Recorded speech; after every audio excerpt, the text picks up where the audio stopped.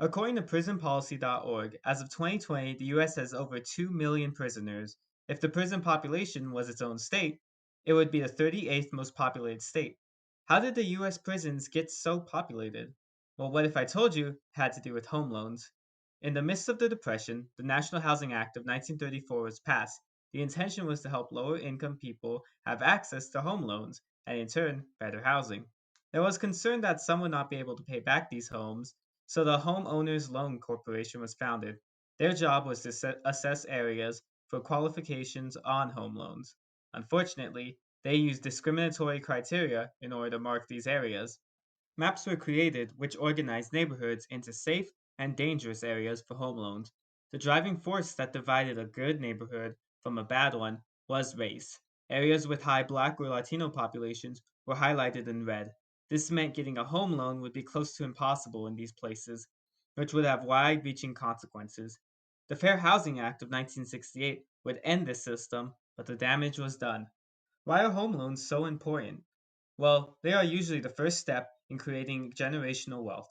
Generational wealth is a passing of opportunities from one generation to the next.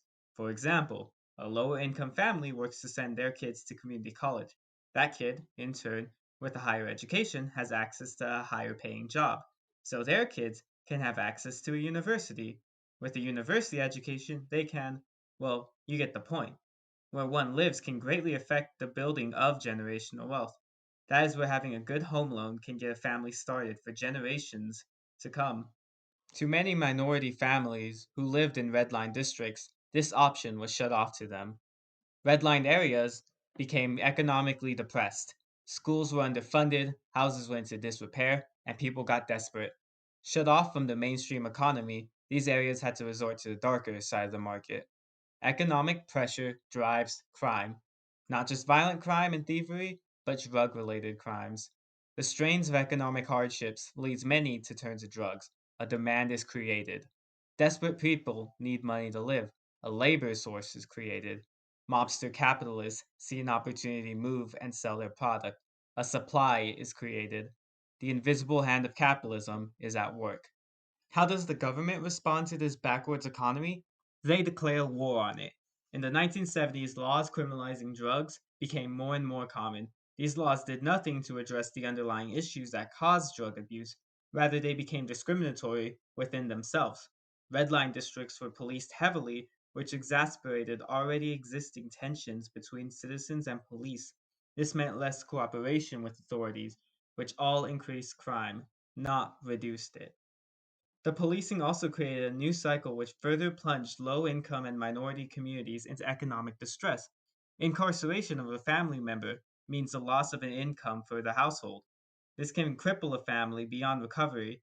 Even when time is served, job opportunities are light for former inmates. Of course, there is always someone hiring. But why?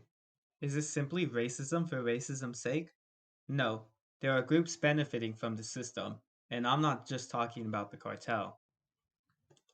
Getting cheap labor is hard in theory. If you underpay your employees, won't they just quit or work somewhere else? Not if you rob them of every other option they have. People in redlined areas simply do not have the privilege to demand better a lot of times. Speaking out against your work conditions could mean losing your job. No job, no food. Furthermore, racist institutions strengthen racist beliefs. Many will misconstrue data in order to affirm white supremacy. Crime statistics are used as evidence to show racial superiority in certain circles. Of course, they ignore all the underlying reasons and simply use it to affirm previously held beliefs. A combination of misinformation and wrongful conclusions fuel these people. Racist institutions are self sustaining. What is going on today? Well, the bad news is that institutional racism continues to permeate American life. The good news is that people are becoming increasingly aware of it. Only through the acknowledgement of our racist past and present can we create a better future. Furthermore, some organizations have taken into hands to be the vehicles of change. Legislation has also been passed to undo the damage of redlining and the war on drugs. Still, the government cannot be relied to solve institutional racism. They are the institution. The battle for a better tomorrow is in our hands. So the question is not what is happening, It's what are you doing?